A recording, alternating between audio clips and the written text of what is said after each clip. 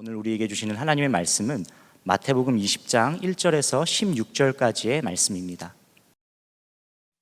천국은 마치 품꾼을 얻어 포도원에 들여보내려고 이른 아침에 나간 집주인과 같으니 그가 하루 한 데나리온씩 품꾼들과 약속하여 포도원에 들여보내고 또 제3시에 나가보니 장터에 놀고 서 있는 사람들이 또 있는지라. 그들에게 이르되 너희도 포도원에 들어가라. 내가 너희에게 상당하게 주리라 하니 그들이 가고 제6시와 제9시에 또 나가 그와 같이 하고 제11시에도 나가보니 서 있는 사람들이 또 있는지라. 이르되 너희는 어찌하여 종일토록 놀고 여기 서 있느냐. 이르되 우리를 품꾼으로 쓰는 이가 없음이니이다. 이르되 너희도 포도원에 들어가라 하니라.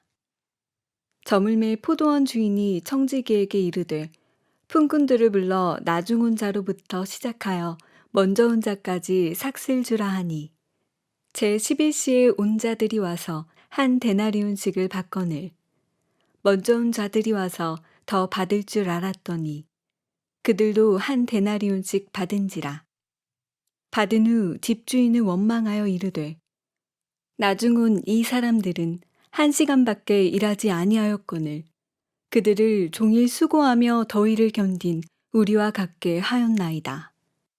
주인이 그 중에 한 사람에게 대답하여 이르되 친구여 내가 내게 잘못한 것이 없노라. 내가 나와 한 데나리온의 약속을 하지 아니하였느냐. 내 것이나 가지고 가라. 나중 온 이 사람에게 너와 같이 주는 것이 내 뜻이니라. 내 것을 가지고 내 뜻대로 할 것이 아니냐. 내가 선함으로 내가 악하게 보느냐. 이와 같이 나중된 자로서 먼저 되고 먼저 된 자로서 나중되리라. 네, 반갑습니다. 오늘 말씀에 보면 한 포도원 주인이 품꾼을 이렇게 모으고 있습니다. 그런데 주인의 그 행동이 좀 특이합니다. 아침 일찍 온 사람에게 한 데나리온을 약속하고 먼저 고용을 하죠. 근데 여기까지는 이상한 점이 없어요. 그런데 9시, 12시, 3시, 그리고 오후 5시에 오는 그 품꾼들에게까지도 같은 일당을 주고 고용을 합니다. 이만하면 돈 벌려고 품꾼을 고용하는 것이 아니라 돈을 주려고 품꾼을 고용하는 것 같이 보입니다. 이 세상의 가치관과는 좀 정반대이죠. 이 세상의 기업은 이윤을 남기는 것이 그 목적 아닙니까? 그런데 이 포도원 주인은 어떤 마음을 가지고 있길래 이렇게 하는 것일까요? 포도원 주인은 참 특별한 사람입니다. 오늘 말씀에 나오는 이 포도원 주인은 하나님 아버지를 표현한 인물이기 때문입니다. 제가 청년 때 부모님에게 이렇게 부모님 생신 때 집에 찾아가서 식사도 하고 또 조금의 용돈도 제 나름대로 챙겨서 가지고 가서 부모님께 드리곤 했습니다. 누님들도 또 매형들도 조카들도 다 와서 같이 식사를 하면 항상 저희 누님들이 식사비를 그렇게 냈죠. 전 온 가족의 그 모임의 비용을 누님들이 다 댔습니다. 그리고 용돈도 누님들이 부모님에게 두둑히 챙겨드렸죠. 그런데 제가 준비해서 드리는 것은 거기에 비하면 너무나 미미하지 않겠습니까? 식사를 다 마치고 이제 다 돌아가려고 할 때 부모님께서는 저에게만 용돈을 이렇게 따로 챙겨주셨어요. 제가 그때마다 이렇게 생각을 해보면 부모님에게 잘한 자식은 누님들 아닙니까? 식사도 섬겨주시고 또 용돈도 두둑히 챙겨주시고 부모님을 더 잘 돌보시는데 부모님은 항상 마지막에 헤어질 때에 저에게 용돈을 그렇게 많이 챙겨주셨습니다. 부모님이 보시기에 다 사랑하는 자식이지만 제가 조금 더 안쓰럽게 보인 것 같아요. 부모님의 마음이 잘 되는 자식 챙기는 것보다 좀 이렇게 걱정되고 부족함이 많아 보이는 자식을 더 챙기고 싶은 것이 부모님의 마음인 것 같습니다. 하나님의 마음도 이런 부모님의 마음과 같고요. 또 더 크십니다. 하나님 아버지의 마음으로 우리의 모두를 사랑하시죠. 그런데 그 가운데서도 특별히 연약한 자들이 있으면 하나님은 더 돌보시고 챙기시는 것이 하나님 아버지의 마음입니다. 이제 포도원 주인의 행동이 여러분 조금 이해가 되시나요? 그가 일용직 품꾼들을 향한 마음은 마치 부모님이 자식을 보면서 불쌍히 여기는 그런 마음이었습니다. 그래서 그들이 이를 못 구해서 낙심할까봐 이 포도원 주인은 아침 일찍부터 거리로 나가서 그 일감을 구하는 품꾼을 이렇게 데리고 오지요. 그리고 그들이 미안해하지 않도록 품삯도 넉넉히 줍니다. 그런데 그렇게 하는 중에 그들 중에 오후가 되니까 아무도 찾아주지 않는 품꾼들이 있었습니다. 바로 5시의 사람들이죠. 뭔가 사정이 각자가 있겠지만 다른 사람들보다는 뭔가가 부족함이 있고 경쟁하기에 좀 어려운 핸디캡이 있는 그런 사람들이었을 것입니다. 주인 입장에서는 그들을 보니까 너무나 안타깝고 걱정이 되고 또 불쌍한 마음이 들었습니다. 그래서 결국 무리수를 두지요. 1시간 이제 6시가 되면은 하루 일과가 마치는데 5시에서 6시까지는 1시간밖에 안 남았지만 그들을 또 고용을 합니다. 그리고 똑같은 품삯을 주기로 약속을 해요. 이 5시의 사람들의 입장에서는 거의 꽁돈이나 다름없는 것이죠.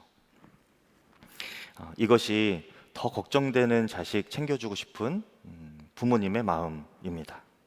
그리고 하나님의 마음이고 하나님을 닮은 포도원 주인의 마음인 것이죠. 우리도 포도원 주인처럼 하나님 아버지의 마음으로 그렇게 세상을 바라보고 사람들을 볼 수 있었으면 좋겠습니다. 나를 위해 다른 사람을 이용하는 그런 사람이 아니라 다른 사람을 위하여서 내 것을 내어줄 수 있는 사람, 특히 연약한 지체를 위하여서 내 것을 내어주면서까지 섬길 수 있는 그런 사람이 되기를 바랍니다. 그런 사람들이 많아질 때에 천국이 이루어지는 것이죠. 그런데 그렇게 할 수 있는 사람들이 세상에는 많지 않습니다.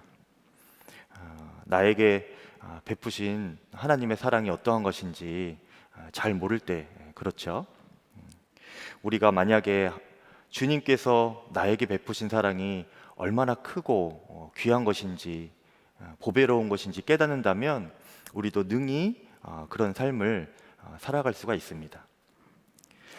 마태복음 오늘 본문 말고 9장 36절에 보면 예수님께서 어느 한 마을에 들어갔을 때에 그 모인 무리를 보시면서 불쌍히 여기셨다, 이런 표현이 나옵니다. 그들이 목자 없는 양과 같이 고생하며 기진한 모습을 보고 불쌍히 여기셨다라고 하는데요. 그들이 배가 고파 보여서 불쌍히 보였을 수도 있고, 또 그들 중에 병이 걸려서 고통하고 있는 사람을 보시면서 불쌍하게 보셨을 수도 있습니다.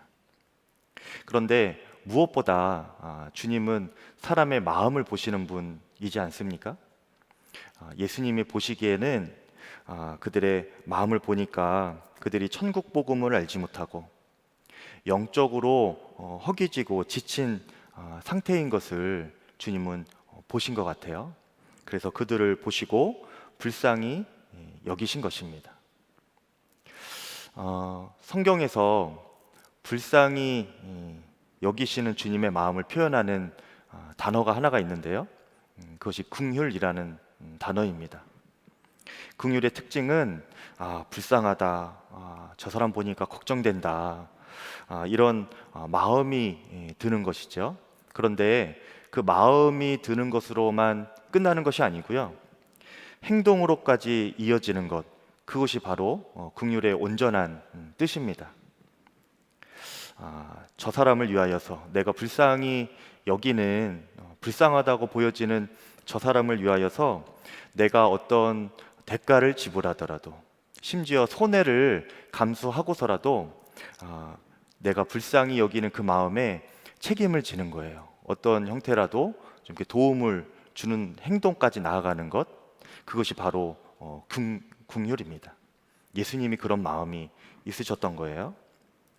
성경에서 이 긍휼히 여기는 자의 모델이 되는 사람이 있습니다. 예수님 말고 사람 중에 긍휼히 여기는 사람의 모델이 선한 사마리아인입니다. 여러분 다 아시는 내용이죠. 이 선한 사마리아인의 비유는 구원받아 천국의 삶을 살아가는 사람들이 이 땅에서 어떻게 살아야 하는지에 대한 이야기입니다.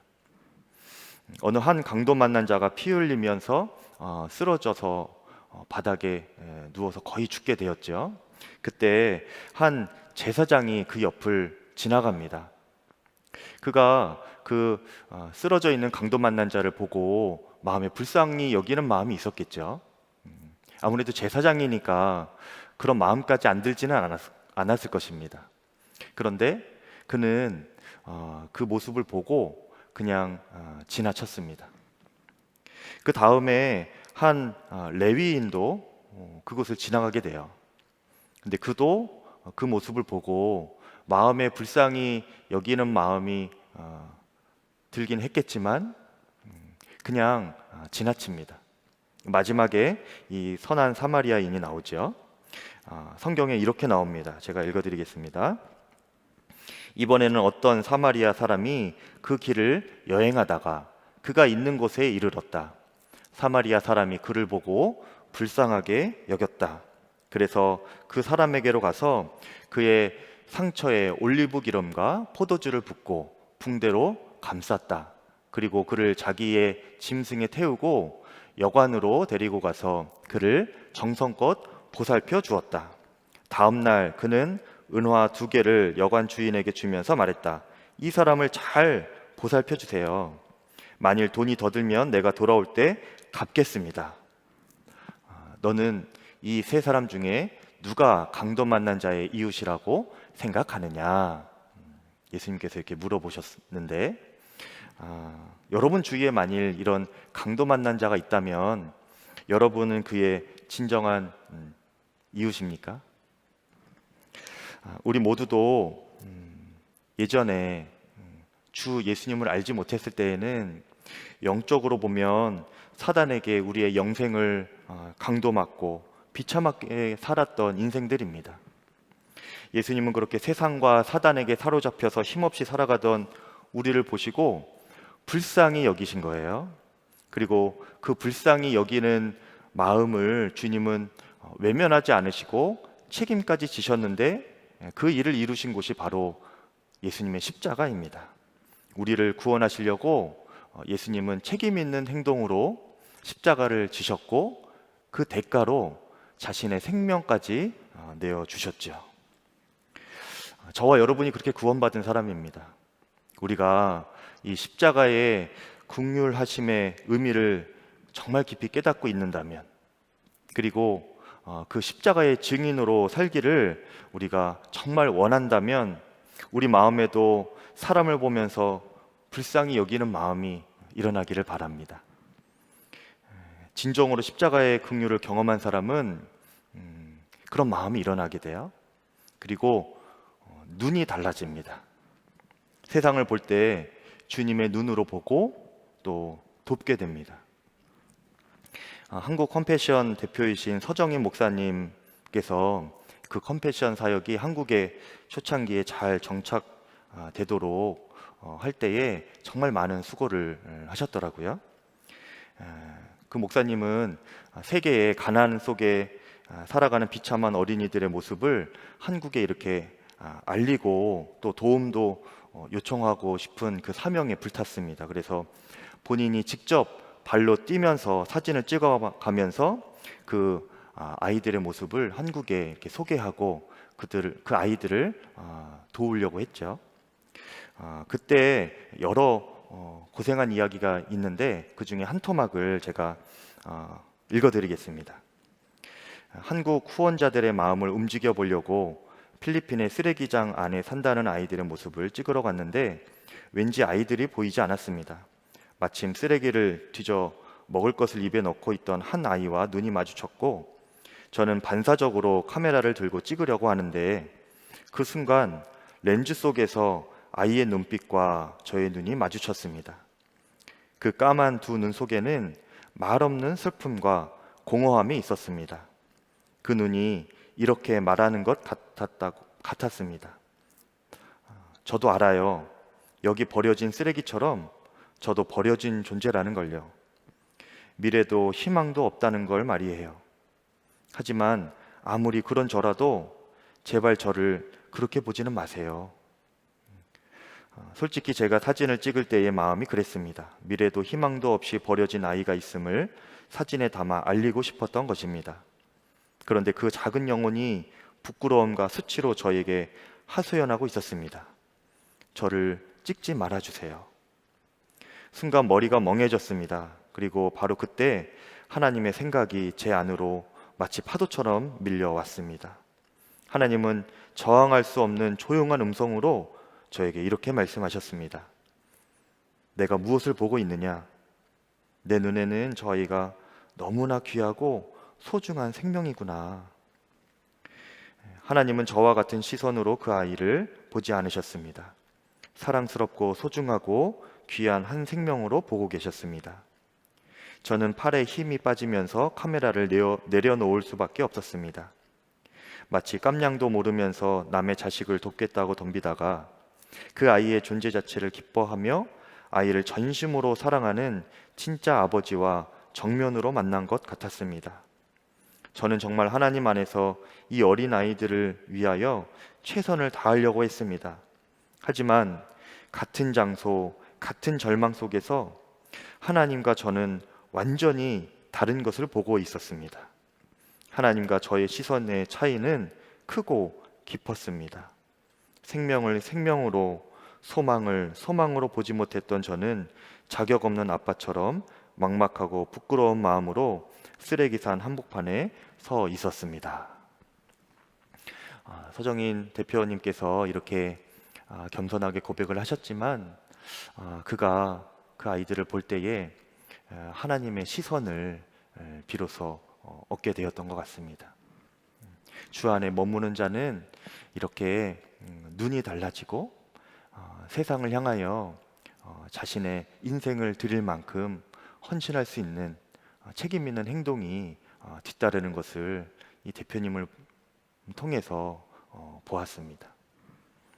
사랑하는 청년 여러분, 우리가 십자가의 긍휼을 하심을 꼭 기억했으면 좋겠습니다. 예수님이 우리를 불쌍히 여기셨고 그 마음에 책임지기 위하여 십자가를 지셨습니다. 우리도 그 주님의 눈으로 사람을 볼 수 있기를 바랍니다. 예수님처럼 그 사람의 외모가 아니라 그 사람들의 심령에, 그 마음의 사정까지 잘 볼 수 있는 영안이 우리 마음 가운데서 열리기를 그렇게 기도했으면 좋겠습니다. 그래서 그 사람의 존재 자체를 기뻐하고 그 소중한 영혼을 아버지의 긍휼한 마음으로 바라보는 저와 여러분 되시기를 축복합니다. 그리고 그런 긍휼의 마음으로만 그치지 말고, 긍휼의 눈으로만 보지 말고 우리가 책임 있는 행동으로 그 진정한 긍휼의 삶을 살아갈 수 있기를 바라요. 포도원 주인이 5시의 사람들에게 일당을 주기 위해서는 그가 손해를 감수해야 했듯이, 또 선한 사마리아 사람이 자신의 가진 것으로 강도 만난 자를 돌보고 또 이후에 돌아와서까지 자신이 갚겠다고 할 정도로 그렇게 자신의 있는 모든 것을 내어주면서 도왔듯이, 또 무엇보다 예수님께서 우리를 구원하시기 위해 자신의 생명까지도 아끼지 않으시고 조건 없이 내어주셨듯이 저와 여러분도 이웃을 위해서로 대가를 지불해서라도 긍휼의 마음으로 섬기면서 이 땅에 천국을 만들어 가실 수 있기를, 그런 젊은이 교회 믿음의 실험실이 되기를 축복합니다. 그런데 이렇게 긍휼한 마음으로 하나님의 나라를 세워가기는커녕 사람들 중에는 자신에게 이미 임한 천국조차 제대로 누리지 못하는 이들이 있습니다. 참 안타까운 일이죠. 본문에 보면 그렇게 아버지같이 좋은 주인을 만났던 이 품꾼들이었지만 그 가운데서도 불평과 불만을 하는 자들이 있었습니다. 바로 일찍 온 사람들이죠. 4절에 보니까 주인이 그들에게 상당하게 주리라 이렇게 표현했습니다. 그들이 처음에 고용되어서 일을 할 때는 감사한 마음으로 일했을 거예요. 처음에 받은 품삯으로 약속된 금액이 충분한 금액이었기 때문에 아침부터 일과가 끝날 때까지 종일 일하여도 그들의 마음에는 충분한 기대와 또 보람도 느꼈을 것입니다. 그렇게 일당을 받고 집에 들어가서 이제 가족들과 행복하게 하루를 마무리하면 얼마나 좋겠습니까? 그런데 문제는 그들의 마음에 서운함이 어느 순간부터 들어오고 분노가 일어나는 일이 있었습니다. 자기가 열심히 일한 것이 보람된 것이 아니라 오히려 억울하게 느껴지기도 했습니다. 약속된 일당을 받고서도 하루를 행복하게 마무리하기보다는 불평으로 끝나게 되었어요. 우리는 아침 일찍 나와서 떼학볕에서 열심히 일했는데 왜 저 끝나기 1시간 전에 온 5시의 사람들과 우리가 똑같은 품삯을 받아야 됩니까? 이렇게 주인에게 따지고 들기 시작할 때부터입니다. 이에 주인은 이렇게 대답합니다. 15절, 16절에 내가 내 것을 가지고 내 뜻대로 하는 것이 무슨 잘못이요? 내가 자비로운 사람이라서 당신의 눈에 거슬리요? 그러므로 꼴찌가 첫째가 되고 첫째가 꼴찌가 될 것이다. 여러분, 이것이 하나님 나라의 비밀이자 반전입니다. 사람들 중에는 이렇게 하나님의 자비와 긍휼을 경험하고 나서도 감사로 시작해서 불평으로 변하는 사람들이 있습니다. 처음 온 사람들처럼 다른 사람들과 비교하고 이미 받은 자신에게 주어진 감사의 것들을 생각하지 못할 때 그렇죠. 반면에 5시의 사람들은 좌절과 낙심으로 시작했죠. 그런데 그들은 그렇게 비록 좌절감과 낙심으로, 낮아진 자존감으로 우리를 품꾼으로 쓰는 이가 없음이니이다 이렇게 고백하면서 처량하게 있었지만, 극적으로 5시에 고용되어서 잘해야 한 끼 식사값이나 받을 줄 알았는데 하루 품삯을 넉넉하게 받으니까 얼마나 감사했겠어요. 집에서 가족들과 행복하게 마무리를 할 수 있었을 것입니다. 비록 실패감과 낮은 자존감으로 전전긍긍하면서 맨 마지막에 고용된 입장이었지만 그 끝은 결국 감사와 행복으로 충만했습니다. 먼저 된 자가 나중되는 이유는 처음 은혜를 기억하지 못해서입니다. 여러분, 이것이 굉장히 중요합니다. 처음 은혜를 기억하는 사람은 끝까지 감사하면서 주님 안에 행복함으로 마무리할 수 있지만, 처음 은혜를 잊어버리면 그 순간부터는 내 행위에 대한 보상에 따라 마음이 달라지게 돼요. 처음 고용되었을 때 그들이 얼마나 감사한 마음이었겠습니까? 떨리고 긴장되는 마음이 있지만 또 기대감도 있고, 믿어준 주인에게 내가 최선을 다해서 오늘 하루 보답해야겠다, 이런 마음으로 열심히 일하지 않았겠습니까? 그런데 옆 사람 보면서 비교하다가 처음 마음은 어느덧 잊어버리고 감사도 행복도 결국 날아가게 된 거예요. 처음 되었지만 나중된 자가 된 것입니다. 여러분, 그 처음 은혜를 꼭 기억하시길 바랍니다. 처음 신앙에 있어서, 여러분 신앙에 있어서 그 처음 받은 은혜의 마음을 꼭 기억하시길 바랍니다. 우리가 정말 구원받은 그리스도인이라면 이 나중된 자의 고백을 우리 가슴에도 항상 품고 있어야 합니다. 우리를 품꾼으로 쓰는 이가 없음이니이다. 우리는 비참한 절망 속에 고백했던 그 품꾼의 마음을 항상 기억해야 합니다. 십자가는 완전한 절망 가운데 있던 우리를 아무런 대가 없이 은혜로 구원하신 사건이죠. 마치 거저 얻은 품삯처럼 우리는 정말 아무것도 안 했는데 주 예수님께서 자신의 생명을 내어주심으로 우리를 구원하신 것이에요. 과분함을 넘어서 갚을 길 없는 은혜로 우리는 구원받은 것입니다. 그러니 우리의 남은 여생은 어떤 삶이어야 되겠습니까? 거저받은 인생이고 또 덤으로 살아가는 인생이 되지 않겠습니까? 저는 예수님을 고등학교 3학년 때 인격적으로 만났는데요. 그때 구원이라는 게 이런 것이구나, 예수님이 이런 분이시구나, 이것을 처음 깨닫고 너무나 큰 은혜와 감격이 있었습니다. 그리고 제 인생이 완전히 새롭게 되었습니다. 제가 청년 때는 그래서 삶의 우선순위가, 가장 1순위가 바로 교회였습니다. 모든 삶의 스케줄이 다 교회에 맞춰져 있었어요. 제가 경쟁심이 별로 없는 사람입니다.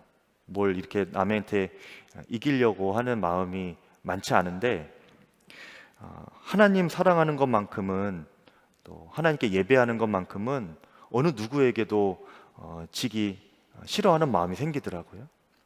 그만큼 하나님을 향한 열정이 뜨거웠습니다. 교회에 헌신하고 또 헌금하고 예배드리고 기도하고 이런 것들이 너무나 행복했습니다. 저의 그때 청년 때의 가장 소원이 무엇이었냐면, 그냥 평생 하루 종일 말씀 보고 마음껏 기도하고 새벽 기도 드리고, 이것이 저의 평생의 소원이었습니다. 청년 때. 그래서 이렇게 목사까지 된 것 같아요. 이 목사가 될 줄은 몰랐는데요. 아무튼 그냥 직장 생활하면서 그렇게 말씀 보고 기도하고 예배를 충분히 할 수 있었으면 좋겠다 였는데, 하나님께서 그 마음을 보신 것 같습니다. 그 정도로 저는 하나님을 향한 마음이 뜨거웠고 또 사랑도 뜨거웠고 열정적인 믿음 생활을 청년 때 했습니다. 거의 저를 주위에서 따라올 자가 없었어요. 제가 누구를 의식하고 그렇게 한 것이 아니라 그저 그냥 하나님 때문에 그렇게 되어진 것 같습니다. 지금 생각해도 그때로 돌아가고 싶은 마음이 문득문득 들 때가 있습니다. 이 말은 지금은 그만한 열정은 아닌 것 같다는 마음이 제 안에 들기도 한다는 뜻이죠. 그래도 그 청년의 시기가 아니었으면 주님을 향한 그런 뜨거운 열정과 사랑을 그만큼 표현할 수 있는 시기가 있었을까 생각이 듭니다. 지금 온라인으로 같이 보고 계신 사랑하는 청년들에게 한 가지 이렇게 권면을 드립니다. 지금 청년의 때에 여러분 후회 없는 믿음의 역사를 이루어 가시기를 간절히 축복합니다. 여러분이 훗날 추억했을 때에 그때로 다시 돌아가고 싶다라고 할 만큼 그런 기억에 남을 만한 믿음의 시절들을 지금 여러분의 때에 청년의 너무나 보배로운 때에 귀하게 만들어가 보시기를 바랍니다. 신앙의 영역에 있어서 이렇게 처음 받았을 때의 은혜를 기억하면서 열정적으로 하지만 또 직장에서도 마찬가지입니다. 언제나 처음 마음을 기억하고 오늘은 선물로 받은 하루이다. 감사함으로 시작하고 또 보너스로 받은 하루하루이다. 라고 생각하고 살아간다면 또 그렇게 일한다면 우리가 주님 안에서 구원의 감격으로 행복하게 살아갈 뿐만 아니라 또 직장에서도 누구에게나 인정을 받을 수 있을 것입니다. 제가 목사라서 직장이 이 교회이죠. 목회도 어느덧 8년 차에 접어듭니다. 그런데 지금 돌아보면은 저도 처음 마음을 많이 잊어버린 것 같아요. 이 말씀을 준비하면서 제가 그것이 깊이 깨달아졌는데 그래서 이 설교가 마치 저 자신에게 하나님께서 주시는 말씀인 것 같기도 합니다. 제가 이 교회에 처음 온 것은 수련목 전도사 때부터였습니다. 당시 제가 면접을 볼 때는 수련목 전도사님을 한 분을 뽑을 시기였습니다. 그런데 지원을 3명이 한 거예요. 그러면 그 중에 한 명만 붙을 것 아닙니까? 저는 면접을 보고 나서 의뢰이 저는 떨어졌을 것이라 이렇게 생각을 하고 마음을 일찌감치 정리했습니다. 제 자신이 생각해도 면접을 잘 본 것 같지 않아요. 그리고 같이 보러 오신 2명의 전도사님들을 보니까 그분들이 더 합당해 보이더라고요. 제가 보기에는. 그래서 그냥 마음을 정리하고 있었는데 결국 붙었습니다. 그러니까 제가 설교를 하겠죠. 그리고 나머지 2분도 붙었어요. 그 2분이 지금 케냐에 계시는 신지혁 선교사님이고 그다음에 대만에 계신 염기창 선교사님이십니다. 그렇게 저까지 셋이 그때 같이 수련목 전도사를 같이 했는데요. 그래서 그런지 참 감사한 마음으로 수련 목회자 3년 내내 정말 열심히 사역했습니다. 다른 분들은 어떻게 평가하실지 모르겠는데 저는 저 나름대로는 정말 주님 앞에서 충성되게 사역하고 싶다, 신실하게 사역하고 싶다 했는데요. 제 나름대로의 기준은 이런 것이었습니다. 제가 나중에 담임 목회를 할 때 저 같은 전도사님과 함께 목회를 하고 싶다는 마음이 들 정도로 제가 전도사 시절에 그렇게 사역을 해야겠다 마음을 먹었습니다. 여기 전도사님들도 보고 계시면 잘 들으세요. 여러분들이 지금 하는 만큼 나중에 여러분과 같은 전도사님들과 함께 사역하게 될 것입니다. 제가 목사 안수를 처음 받고 시골교회에 3년 동안 목회를 했습니다. 그런데 15명 정도의 성도님들이셨어요. 근데 그분들이 제가 느끼기에는 적은 수로 느껴지지가 않았습니다. 전혀 작은 교회라고 느껴지지 않고 오히려 한 분 한 분이 천하보다 귀한 한 생명이라는 마음이 들어서 하나님께서 나 같은 미천한 자에게 보배로운 한 영혼 한 영혼을 15분이나 맡겨주셨구나. 하나님의 은혜가 한량없다고 생각하면서 그렇게 목회를 했습니다. 그러니 목회가 행복했겠죠. 비록 시골교회이기 때문에 열악한 환경도 있고 또 외로움도 있었지만 그래도 주님 안에서 행복하게 목회를 했습니다. 그렇게 3년 시골 목회를 섬기고 도시로 올라와서 지금은 선화목적의 부목사로 이렇게 목회를 계속 이어가고 있는데요. 돌아보니까 어느덧 제 마음이 처음과 많이 달라진 것을 느끼게 됩니다. 제가 전도사 사역까지 합치면 이제 선한목자교회 사역도 10년 가까이 접어드니까 제 마음에는 내가 이 교회에서 고생도 많이 하고 또 경험도 많이 한 것 같고, 그러니까 한마디로 내가 그냥 할 만큼은 했지 않나 하는 생각이 들더라고요. 그러면 이제 안정기에 접어든 것 아닙니까? 그런데 이상하게 언제부턴가 마음이 불행하고 또 짜증이 충만하고 남 탓을 하게 되고 또 여러 가지 하기 싫은 것이 많아졌습니다. 예전에는 무엇이든지 어려운 일 있으면 제가 하겠습니다 이렇게 손들기도 했는데 어느 순간부터인가 뭔가 이렇게 피하게 되더라고요. 그것이 작년 말 정도였습니다. 그러다가 올해 연초에 2달간 제가 안식월 보낼 기회가 있었는데요. 그때 제 자신을 곰곰이 돌아보게 됐습니다. 말씀 앞에서 많은 것을 깨닫게 되었는데 결론은 내가 변했다라는 것이었습니다. 첫 마음을 잃어버린 것이죠. 그것을 부인할 수가 없더라고요. 그러다가 어느 날 아버지 병원 진료를 돕기 위해 차로 모셔다 드리다가 우연치 않게 아버지께 차 안에서 복음을 전하게 되고 또 아버지가 영접기도까지 따라하게 되셨습니다. 이것은 저의 평생의 기도 제목이었기 때문에 굉장히 놀라운 일이고요. 말할 수 없는 기쁨이 있었습니다. 그리고 집에 돌아와서 이게 무슨 일인가 곰곰이 생각하고 있는데 문득 제가 처음 주님의 종으로 부르심 받았을 때에 그때가 생각나더라고요. 그때 저는 하나님께서 이제 목회를 하라, 또 그래서 너가 이제 신대원에 들어가라 그런 마음을 주셨을 때 하기 싫어서 막 도망 다녔습니다. 하던 공부가 있었는데 그거 더 열심히 해가지고 빨리 합격을 해버리면 하나님이 신학하라는 말씀 안 하실까 봐 오히려 하던 공부를 더 열심히 했어요.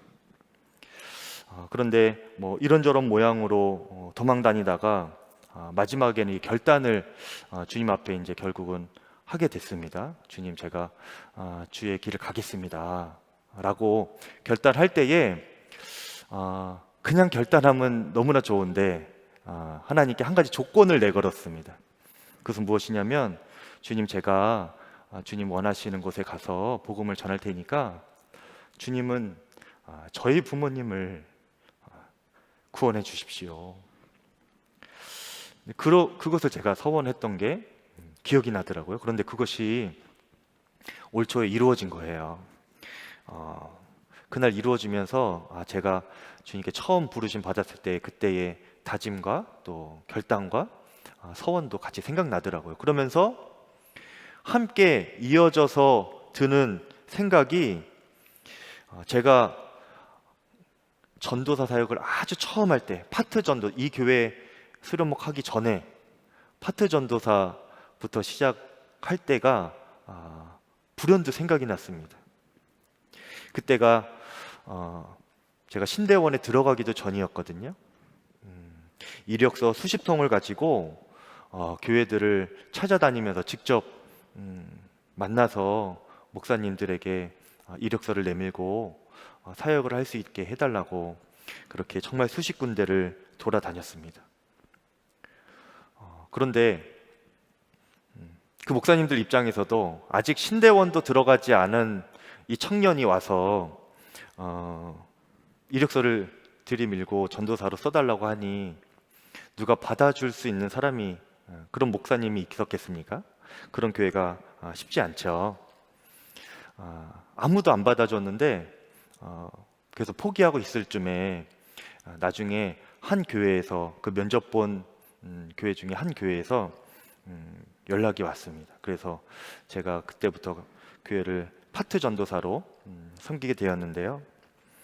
그러니까 한마디로 자격증도 없이 들어가게 된 꼴입니다. 그래서 그런지 그 교회에서 사역을, 아동부 사역부터 했는데 한 주 한 주 그렇게 아이들 앞에서 설교하고 또 부장 선생님, 선생님들하고 회의하고 이러는 것이 너무나 두렵더라고요. 떨리고 긴장되고 아무런 준비도 안 돼 있고 능력도 없는 사람이 그냥 무턱대고 그렇게 전도사 한다고 했었던 거예요. 그런데 그렇게 두렵고 떨리고 한 주 한 주 정말 눈물로 기도하지 않고는 교회 갈 수 없었던 그런 상황이었지만, 그 정도로 힘든 전도사 시절이었지만 너무나 행복했던 시절이었습니다. 오직 쓰임 받는 것에 감사한 마음뿐이었습니다. 그때가 기억나면서 제 마음에 앞으로도 그 마음으로 목회를 계속해야겠다. 그 첫 마음을 잊어버리지 말고, 그때 처음 두려운 마음으로, 떨리는 마음으로 단위에 섰을 때, 그때 마음으로 평생 목회를 해야겠다 하는 다짐이 생겼습니다. 그래서 지금도 설교하면서 굉장히 많이 떨려요. 그때처럼. 여러분 중에 먼저 되었지만 나중 될 자가 있고, 또 나중 되었지만 먼저 될 자도 있게 될 것입니다. 그 차이는 언제든지 뒤집어질 수 있습니다. 첫 마음을 잃어버리면 언제든지 하나님의 나라를 누리지 못하고, 먼저 되었어도 나중 될 자가 나오는 거예요. 반대로 여러분 중에 지금 마음이 너무나 어렵고 힘들고 답답하다면 여러분 첫 마음을 한번 떠올려 보시기를 바랍니다. 하나님께서 처음 주셨던 그 은혜와 사랑을 여러분 마음 가운데 다시 한번 떠올려 보고 기억할 때, 그때는 여러분 언제 어디서든지 무엇을 하든지 감사함으로 했던 때 아닙니까? 그때를 기억하면서 여러분 그 마음을 변함없이 끝까지 가지고 간다면 여러분 어디 가서든지 인정받고 풍성한 천국의 삶을 살아갈 수가 있을 것입니다. 이 시간 말씀을 마무리합니다. 간단합니다, 여러분. 다른 사람을 향해서는 하나님의 마음, 하나님 아버지의 마음으로 다른 사람을 바라보고 또 긍휼한 마음으로 여러분 꼭 섬기실 수 있기를 바랍니다. 그리고 여러분 자신을 향해서는 언제나 처음 마음을 기억하면서 어느 형편에서든지 행복을 누리며 천국 같은 삶을 풍성히 누리실 수 있는 여러분들 되시기를 주의 이름으로 축복합니다. 이 시간 함께 기도하겠습니다. 두 가지를 기도하겠습니다. 먼저 함께 기도할 것은, 하나님, 저의 눈이 달라지게 하여 주십시오. 하나님의 눈으로 세상을 바라보고 사람의 마음을 꿰뚫어 볼 수 있는 영의 눈을 열어 주십시오. 그를 보면서 애통하는 마음이 일어나게 하여 주시고, 하나님의 긍휼한 마음이 일어날 때에 책임지는 행동, 조건 없는 헌신으로 세상과 이웃을 섬기게 하여 주시옵소서. 함께 기도하겠습니다. 고맙고 감사하신 하나님 아버지, 주님께서 아버지와 저와 모든 청년들의 심령을 열어주셔서 온전히 믿게 하여 주시옵소서. 하나님의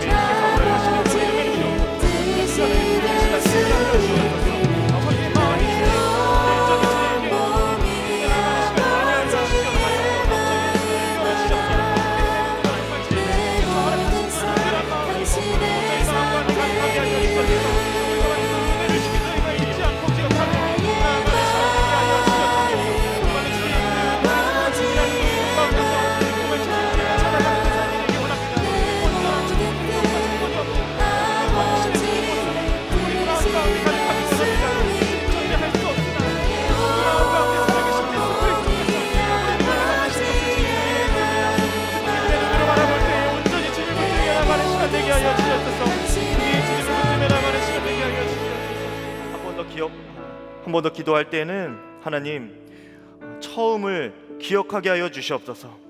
주님께 받은 처음 사랑, 처음 은혜, 처음 뜨거웠던 그 믿음으로 평생을 살아가게 하여 주시옵소서. 훗날 뒤돌아봤을 때 기억될 만한 믿음의 역사가 이 청년의 때에 일어나게 하여 주시옵소서. 주의 이름 부르기도 하겠습니다. 주여.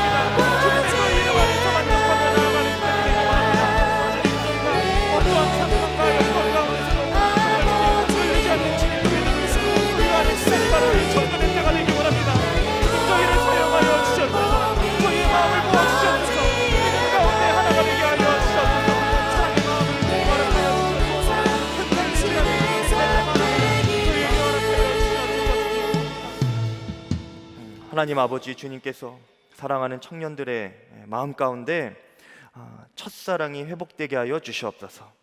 처음 주님을 갈망하였고 뜨겁게 만났던 그 시절이 다시 생각나게 하여 주시옵소서. 또 그 기억이 없는 청년들이 있다면 지금 지나고 있는 이 청년의 때가 주님과 가장 뜨겁게 만나는 청년의 때가 되게 하여 주시옵소서. 훗날 돌아보았을 때에 그 청년의 시절이 가장 아름다웠고 하나님과 뜨겁게 만났던 시기였다, 그렇게 추억할 수 있는 믿음의 역사가 지금 어려운 시기를 지나고 있지만 주님을 바라보며 믿음을 지키는 청년들의 삶 가운데 부를 듯 일어나게 하여 주시옵소서. 하나님, 청년들의 눈이 달라지게 해주시기를 바랍니다. 내 자신의 삶과 내 감정에만 초점이 맞춰졌던 그런 나 중심적인 시선이 아니라 이제는 눈을 들어 주를 바라보게 하여 주시고, 하나님이 바라보시는 곳이 내가 머물러야 할 시선임을 하나님 아버지 깨닫게 하여 주시옵소서. 주님께서 긍휼히 여기시는 자를 저도 긍휼히 여기게 하여 주시고, 주님께서 돕기를 원하시는 자를 저도 돕게 하여 주시옵소서. 하나님, 어떤 대가를 지불해서라도 하나님 아버지께서 돕기를 바라신다면 하나님 아버지 아낌없이 계산 없이 아무런 조건 없이 섬길 수 있는 저희들의 믿음이 되게 하여 주시고, 섬길 수 있는 능력도 풍성하게 부어 주시옵소서. 주 예수님의 이름으로 기도드립니다. 아멘. 이 시간 하나님께 함께 찬양하면서 예물 드리겠습니다.